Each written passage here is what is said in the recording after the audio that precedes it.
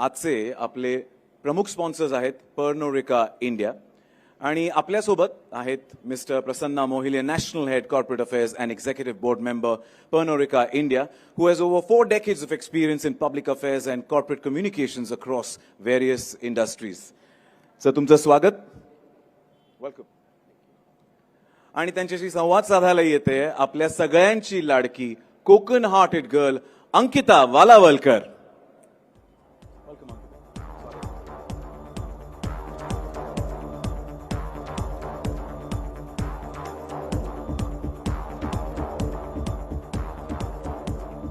अंकिता, हा मंच तुझा. Over to you.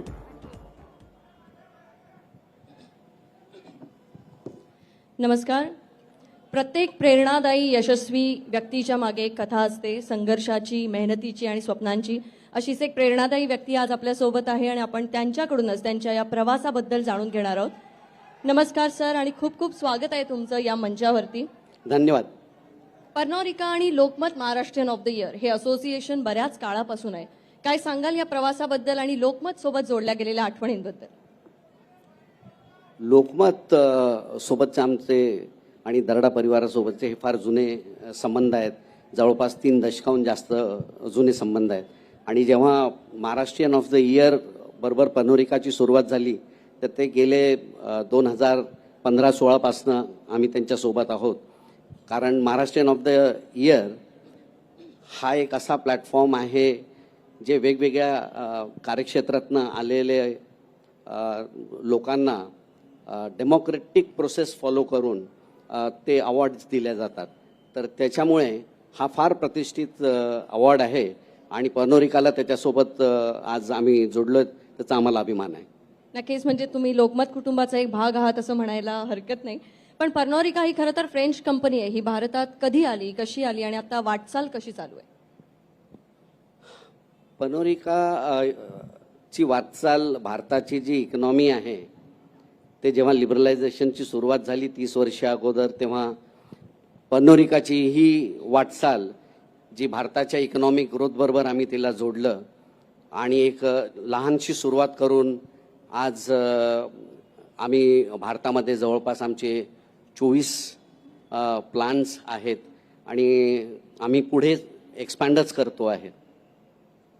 आणि मी सर असं ऐकलं की तुम्ही नागपूरमध्ये एक नवीन प्रोजेक्ट घेऊन येत आहे, तर त्या प्रोजेक्टबद्दल आम्हाला थोडक्यात काय सांगाल आणि नागपूरच का? सर्वप्रथम मी नागपूरकर आहे.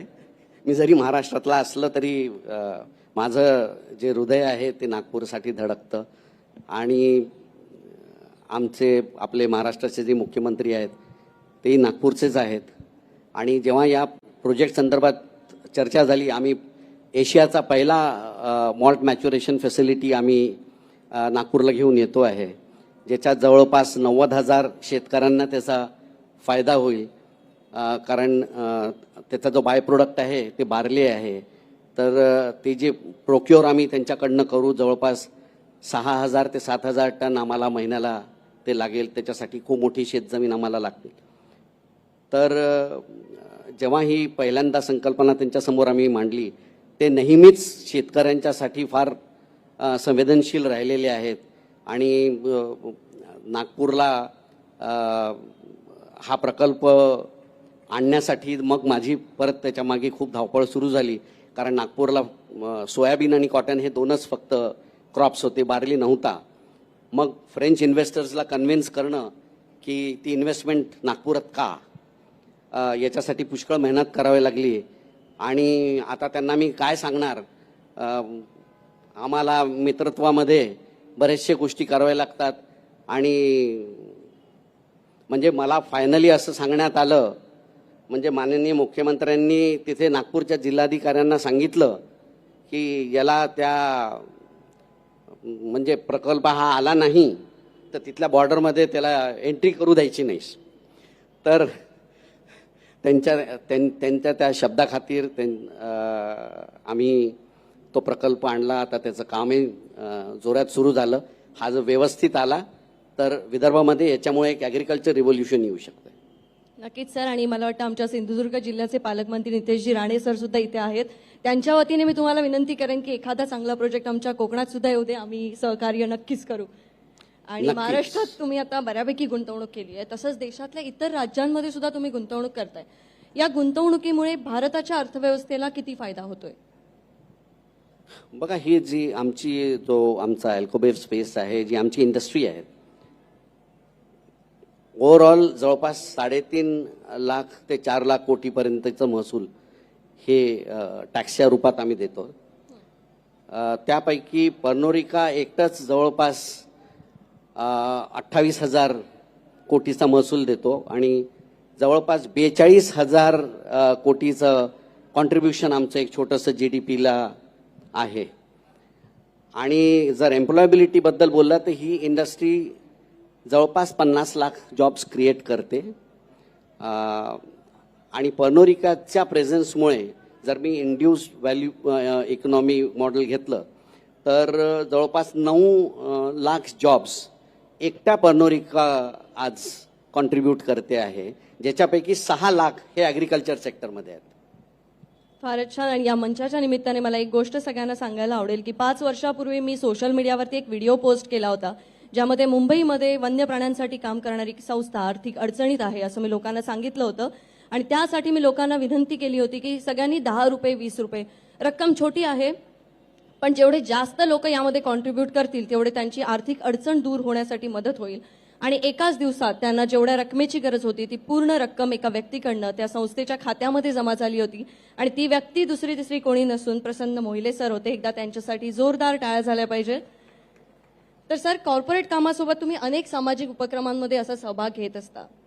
तर हे जे समाजाला परत देण्याची वृत्ती आहे ही फार कमी लोकांमध्ये आढळते. ही giving back to the society ही जी भावना आहे ही तुमच्यामध्ये कशी निर्माण झाली आणि तुम्ही अशा किती उपक्रमांमध्ये सहभाग घेत असता? नाही, ही मुख्य म्हणजे मला लहानपणापासून माझ्या वडिलांकडनंच आली. त्यांनी नेहमी म्हटलं की जे आज आपण आहोत ते या सोसायटीमुळे आहोत आणि जितकं काही आपण आपल्या कम्युनिटीसाठी, आपल्या आजूबाजूला जे सगळे आहेत, तर ज्या गरजू लोकांसाठी आपण काय करू शकतो त्याचा बेटा नेहमी प्रयत्न कर. तर माझा नेहमी हा प्रयत्न राहिला की फुल ना फुलाची पाकळी आपण नेहमी करावी. त्या माध्यमातून आम्ही बरेचसे कामं करतो. आता नागपूरला नॅशनल कॅन्सर इन्स्टिट्यूट जे आहे तिथे आपण एक स्वस्ती निवास म्हणून एक residential facility for cancer patients आणि केअरटेकर्सच्यासाठी करतो आहे. तर त्याच्यामध्ये आम्ही आमचा सहयोग त्याच्यामध्ये हे केला, कारण आपण बघितलं त्यांचे फार हाल होतात ती कॅन्सर पेशंट्सचे आणि त्यांची ट्रीटमेंट लांब असते. तर त्याच्यामुळे रेसिडेन्शियल फॅसिलिटी भारतात कुठेच नव्हती. ती पहिली रेसिडेन्शियल फॅसिलिटी आपण तिथे करतो आहे, जेणेकरून 500 कॅन्सर पेशंट्स आणि त्यांचे केअरटेकर तिथे राहू शकतील आणि ट्रीटमेंट घेऊ शकतील. तर ती एक संकल्पना होती, तर ती आपण करतो आहे. आमचे मित्र शैलेश जोगळेकर आणि माननीय मुख्यमंत्री सुद्धा त्याच्यामध्ये त्यांचंच प्रोत्साहन होतं, ज्याच्यामुळे आम्ही हे करू शकलो. आता एक सगळ्यात शेवटचा आणि महत्त्वाचा प्रश्न सर, समजा एखादा चित्रपट आला ज्या चित्रपटाचं नाव असेल महाभारत किंवा कुरुक्षेत्र आणि त्यामध्ये अर्जुन हे पात्र तुम्ही साकार करत असाल, तर सारथी म्हणून तुम्हाला कोणाला बघायला आवडेल? अंकिता, हे म्हणजे ही जी गोगली होती तसं तयार नव्हतं, पण बघ, कुरुक्षेत्र म्हणजे आज आपल्या या कलियुगात सुद्धा आपलं जे जीवन आहे हे एक सिनेसृष्टीसारखंच आहे. हा एक सिनेमाच आहे, जेणेकरून वेगवेगळे पात्र आपण दररोज निभवतो करतो. आज जर मला अर्जुन यांनी महत्त्वाची भूमिका निभवली याच्यासाठी, कारण अर्जुनला श्रीकृष्णासारखा सारथी मिळाला, जो त्याचा तो मार्गदर्शक होते आणि ज्यांनी त्यांच्यासाठी ती व्यूहरचना सगळी तयार करून दिली. तर असा जर मला उद्या मौका मिळाला की माझं सारथी कोण, तर आज आपण बघतो आहे मार्गदर्शक, चाणक्य, ज्याच्यामध्ये ती व्यूहरचना रचण्याचं जसं श्रीकृष्णाने रचली तसा एकमेव व्यक्ती मला दिसतं आणि ते आमचे मित्र आणि महाराष्ट्राचे लाडके मुख्यमंत्री श्री देवेंद्रजी फडणवीस. तर त्यांच्यापेक्षा मला तरी कोणी दिसत नाही जो ही श्रीकृष्णाची भूमिका करू शकेल. नक्कीच सर, खूप छान उत्तर आहे. कारण महाराष्ट्राला जर आता विचार केला तर नेतृत्व, मार्गदर्शन आणि निर्णय क्षमता या 3 बाबींचा विचार करता एकच उत्तर दिसतं, ते म्हणजे आपले माननीय मुख्यमंत्री देवेंद्रजी फडणवीस. त्याच्यामुळे खूप विचार करायला लावणार आणि असं वेगळं उत्तर तुम्ही दिलंय त्याबद्दल धन्यवाद आणि लोकमत सोबत संवाद साधल्याबद्दल खूप खूप आभार. धन्यवाद अंकिता.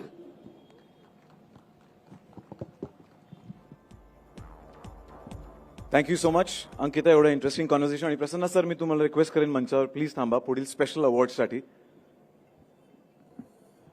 अंकिता, मी सांगेन की तुला आम्ही सोशल मीडियावर पाहिलं, इथे तू तेवढंच इतकंच गोड बोलतेस, त्यासाठी थँक्यू सो मच.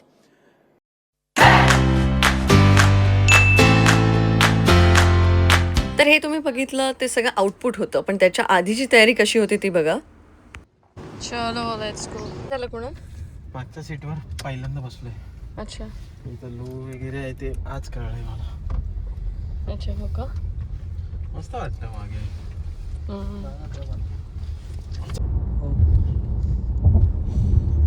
माझी झोपच पूर्ण होत नाहीये, काय माहित काय झालं. किती झोपते तरी वाटतं झोपच नाही झाली.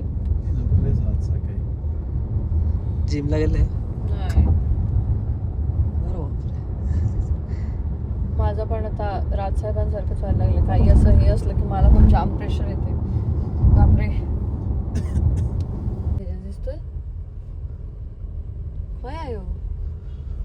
इथे असला पाहिजे. आहे का हा बाबा? बघित तिकडे लाव. क्रिकेट खेळतो.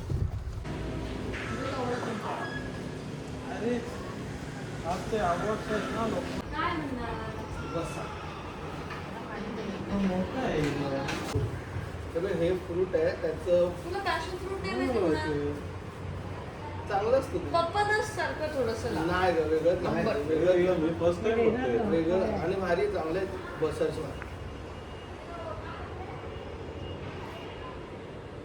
किंवा कोकम सर. तू पिलं करून हा नाही म्हणजे प्रयोग नाही मग करणार. नाही, मी वाड्याला गेलो ना त्या दिवशी, तर मित्राकडनं गेलो आणि अख्खं टॉपभर घेऊन आलो. मग त्याच्याकडनं घेऊन आलेलो आम्ही.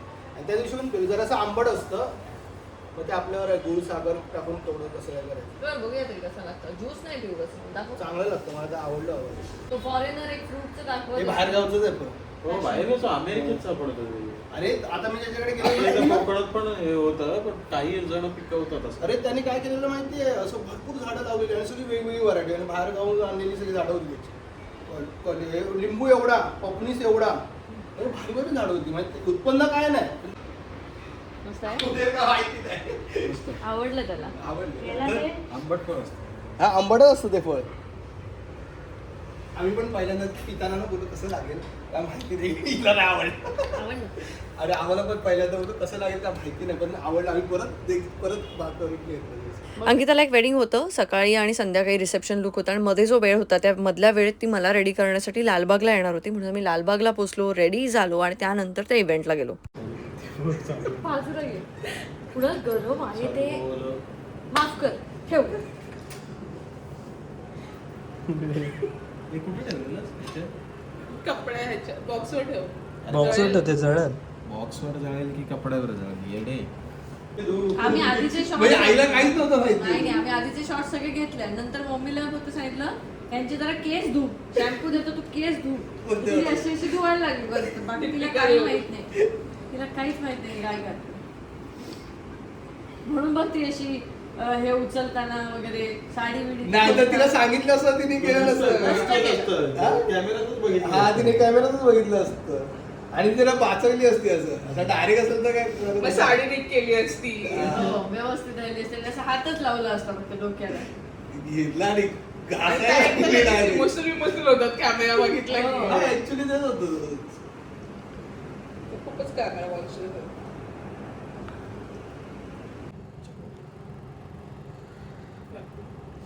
सरांचा मेकअप झाला की निघूयात.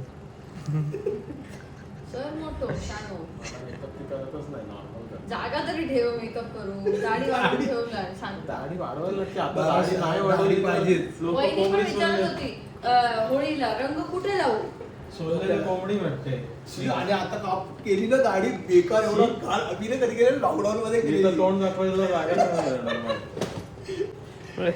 अंकिता घाबरेल. मी लॉकडाऊन मध्ये दाढी आणि केस दाढी केलं. त्याला- मी आम्ही पण केलेलं मी आहे. दाढी नाही त्याला करायला लावणार, दाढी नको करू, पण दाढी निदान कमी ठेव. आम्ही दाढी चांगली आता मी वाटते. दाढी काल शिवाय केलं. तो चांगला वाटतो. काल केस बीस कापले होते फुल वाढलेले. हा काय? अरे वेळच नाही काय काम असलं की कुठं कधी नाही. जाशील सांग मला. यांना काय शी पण आणि जो दाढी वाढवणार आहे, दाढी केली ना त्यांनी डेंजर दिसतो डेंजर. मी पोरगा झाल्यावर करणार. अभी से कंटेंट सोच के रखा है. ते सानिकाला विनिकाला परत बोलू नको हे अशा ऐन टायमाला देतात ना लगे त्यांना त्या सानिकाला बोलू नकोस सानिका विनिकाला परत बोलू नकोस त्याशी दागा देतात ना त्याला बोलू नको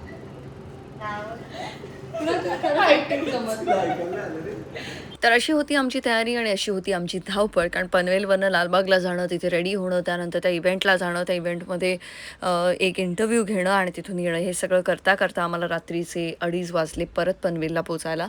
आणि मग काय नॉर्मल दिवस चालूच. सो या ब्लॉगमध्ये एवढंच. आपण भेटूया उद्याच्या ब्लॉगमध्ये. Till then bye bye, take care, see you in next blog. Co actors सगळे टेक्निशियन्स पण ह्याचं खरं श्रेय आणि मी हे समर्पित करू इच्छितो महाराष्ट्राला आणि जगात बसलेल्या प्रत्येक मराठी माणसाला.